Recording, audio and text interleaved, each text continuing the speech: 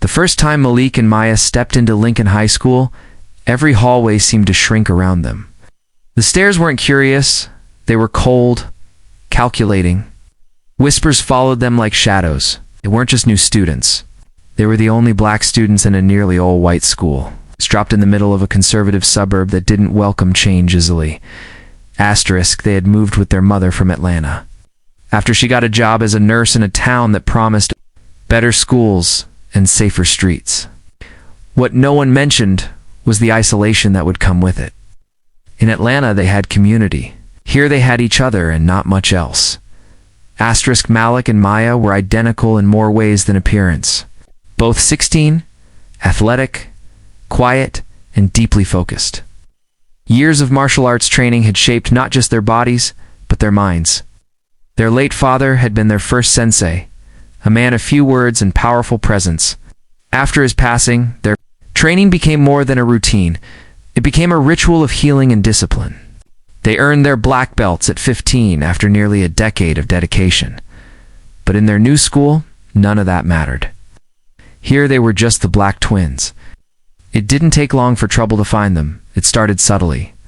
Books knocked off their desks, snide comments in the locker room.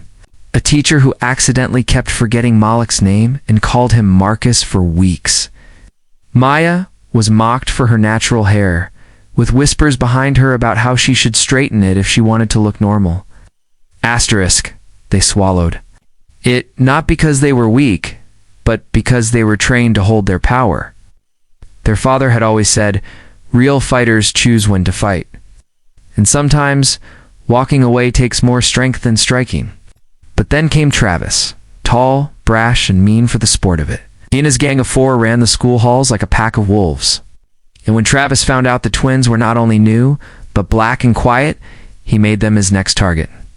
Asterisk, hey, twins, he shouted in the cafeteria one day. Which one of you eats fried chicken faster? Asterisk, the cafeteria burst into awkward laughter.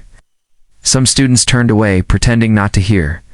Others watched in silence, too afraid to step in. Asterisk, Maya looked up, her face calm, unreadable. Malik placed a hand on her arm. They said nothing. Asterisk, you. Don't talk? Travis leaned over their table. That's fine. Maybe you'll scream when I knock your teeth out. Asterisk, his friends laughed. But Maya simply looked him in the eyes and said, be careful. You might not like what happens if you try. That only fueled him. Later that week, it escalated. The twins were walking home when a truck pulled up beside them. It was Travis and his group. The windows rolled down, and racial slurs spilled out like venom. They circled once, then again, and finally pulled into the empty basketball court just ahead of them. Asterisk, you two don't belong here, Travis snarled, stepping out. So we're going to teach you a lesson. Asterisk, the boys cracked their knuckles. One had a chain wrapped around his hand, another carried a metal bat. Asterisk, Maya looked at Malik. Ready? Asterisk, he nodded. Always. Asterisk, Travis charged first, aiming straight for Malik, who sidestepped with practiced calm. With a clean, fluid motion, Malik twisted his wrist and sent him crashing to the pavement.